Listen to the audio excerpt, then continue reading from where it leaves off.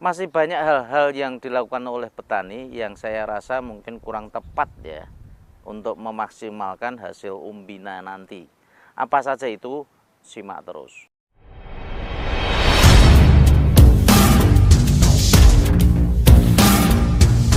Assalamualaikum warahmatullahi wabarakatuh. Sore hari ya, sangat cerah. Semoga nanti malam bisa ada kiriman lagi untuk hujan ya. Ini karena sudah hampir tiap hari ya di sini sudah mulai hujan. Mungkin kadang juga lumayan besar, ada yang mungkin cuman rintik-rintik. Sore kemarin mendungnya besar, cuman tidak jadi hujan. Malamnya hujannya tipis-tipis tapi agak lumayan lama. Nah ini untuk musim tanam pada dasarnya ini sudah mulai masuk musim tanam ya, karena hujannya, intensitas hujan sudah mulai stabil. Cuman di sini beberapa yang mungkin saya kemarin berkeliling melihat untuk petani-petani yang mungkin perdana ya dalam penanaman porang ini masih banyak kesalahan-kesalahan yang mungkin di situ tanpa disadari karena dia mungkin juga belum tahu, belum terpikir ini yang mungkin banyak ya yang dialami oleh petani. Pada dasarnya pada pengolahan lahan, ya, pengolahan lahan itu kurang maksimal. Saya menyatakan kurang maksimal karena apa? Ya, untuk porang sendiri mungkin kemarin sudah saya bahas ya. Untuk tanaman dari kata untuk bisa menghasilkan estimasi umbi 1 kilo. Nah, umbi 1 kilo itu untuk diameter sekitar 15 cm ya, 15 cm. Sehingga dari penanaman awal yang mungkin sekitar 2 ruas jari atau 5 cm ya, 5 cm. Kalau nanti pengen pembengkakan umbinya sampai dengan 1 kilo atau sekitar 15 cm, secara otomatis harusnya kedalaman tanah yang diolah itu membutuhkan ya untuk umbi dan atasnya itu sendiri sudah 20 cm. Sehingga pengolahan lahan itu harus mau nggak mau itu sudah di atas 20 cm. Itu yang pertama. Itu dari tanaman katak ya. Nah, terus untuk tanaman umbi sendiri, karena untuk umbi yang besar ya mungkin bisa kita harapkan itu untuk diameter tidak 15 lagi tapi sekitar 20 atau mungkin diameter ada bahkan yang sampai dengan diameter 30. Nah, ini pembesaran umbi itu akan lebih maksimal ya. Bagaimana bahwa penanaman umbi itu nanti untuk kedalamannya sekitar 10 cm. Sehingga kalau nantinya pengen mengendaki umbi yang diameternya itu 20 atau 25 cm atau bahkan 30 cm, ya kita tinggal ngitung sendiri berapa tanah yang harus kita olah, yang kita harus dalamkan di situ, nutrisi yang harus kita penuhi sampai di dalam kan gitu.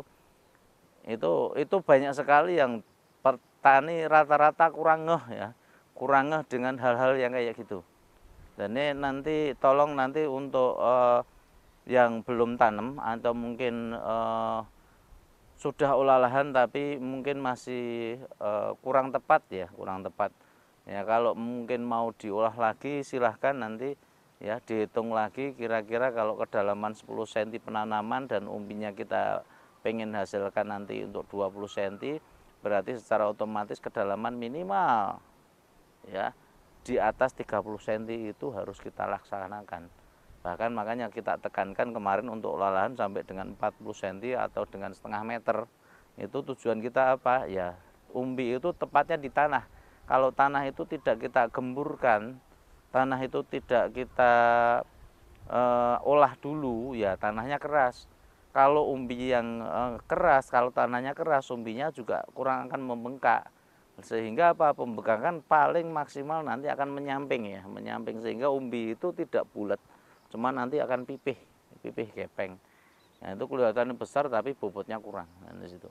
Berbeda dengan umbi yang bulat ya. Makanya kita estimasi untuk jarak tanam dan sebagainya juga kita semaksimal mungkin ya untuk menata lahan supaya lahan itu bisa ditanami secara maksimal ya dengan olah lahan yang tepat, untuk bisa merawat yang tepat kan itu. Ini masalah olah lahan.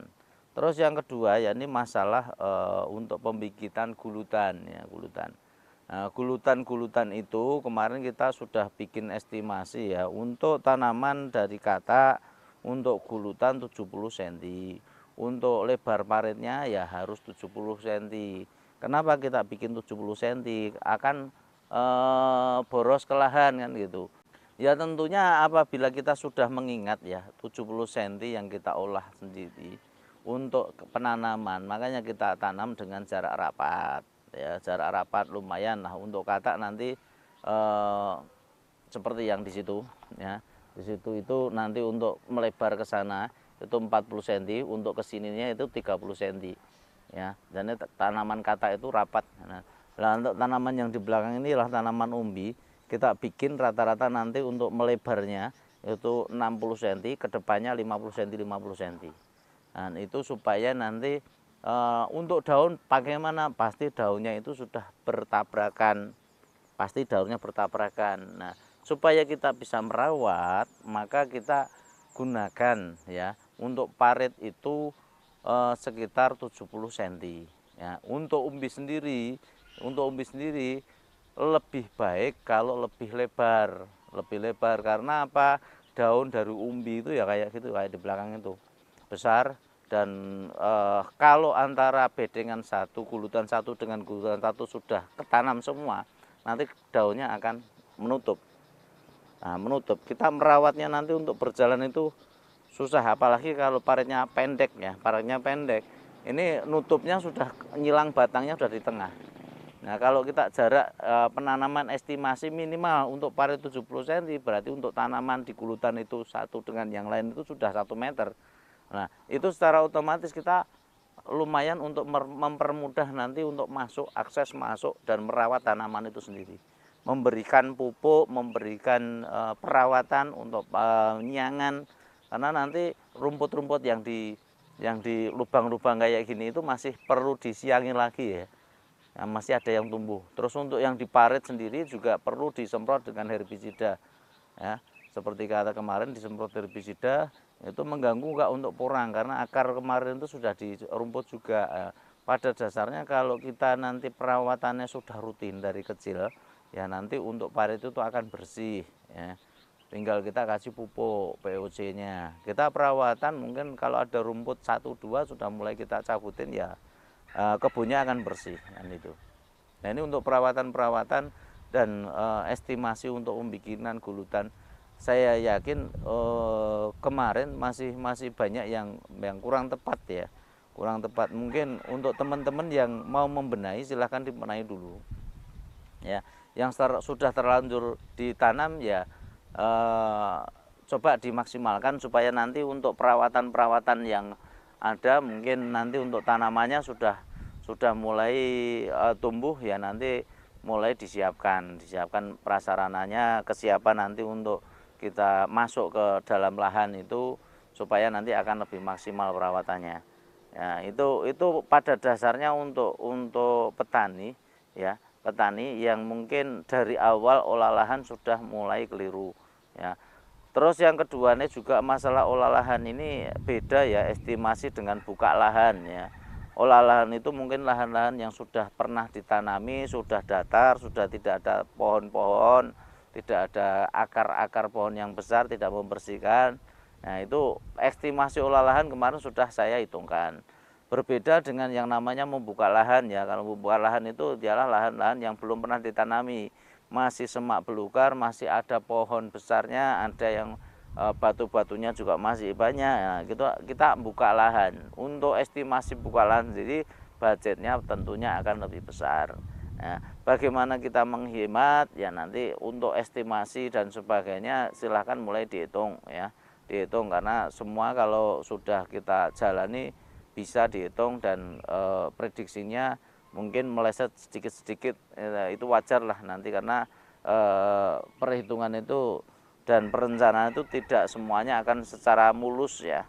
Ini ya, mungkin hal-hal yang perlu saya sampaikan untuk sore hari ini berkaitan dengan tanaman porang, yakni masalah pengolah olah lahan ya. Terus yang keduanya gulutan itu tolong nanti mulai dicermati dan dipikirkan lagi. Ya, masih banyak hal-hal yang lain yang berkenaan dengan pertanian seperti pupuk dasar dan sebagainya masih belum pada mengerti. Terus untuk estimasi musim tanam, waktunya tanam dan sebagainya yang belum paham tolong nanti mulai disimak ya. Disimak semua konten, semua penjelasan sudah saya jelaskan. Nah, ini kalau Anda baru yang melihat video ini sekali, silahkan dicari sebelum-sebelumnya. Ya, nanti banyak soalnya yang WA ke saya, akhirnya kita jawab ke sana lagi, ya. Silahkan nanti untuk disimak ya, disimak untuk hal-hal yang lain. Pada dasarnya kita sudah upload ya semua hal-hal yang sudah pokok dalam penanaman ya.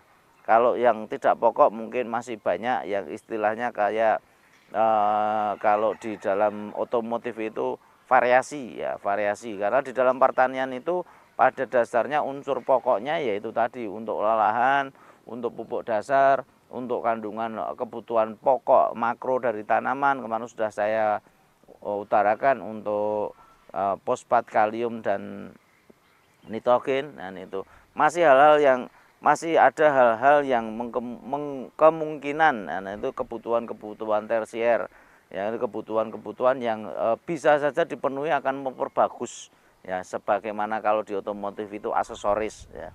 Ada istilah yang namanya nanti PGPR, ada istilah nanti namanya trichoderma, ada istilah nanti namanya mycorrhiza.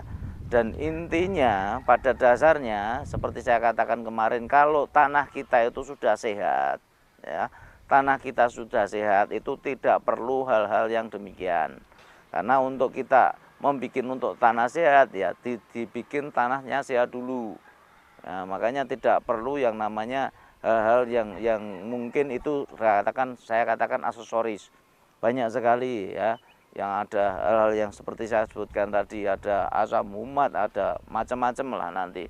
Itu tolong nanti untuk petani nanti semakin pusing ya, nanti semakin pusing dengan adanya hal-hal yang kayak gitu. Akhirnya mereka menganggap hal kayak gitu menjadi kebutuhan pokok. Nah, ini itu saya katakan itu ialah aksesoris dalam tanaman ya. Tanaman kebutuhan pokoknya yang makro yakni fosfat, kalium sama nitrogen. Nah, asal kita sudah penuhi kebutuhan itu dan tanah sudah kita jaga, insya Allah untuk kedepannya akan bagus. Mungkin dari saya cukup itu dulu. Berkah untuk semuanya, tetap semangat. Dari saya cukup dulu. Terima kasih. Bila ada kesalahan saya mohon maaf sebesar-besarnya. Bila itu ya. Wassalamualaikum warahmatullahi wabarakatuh.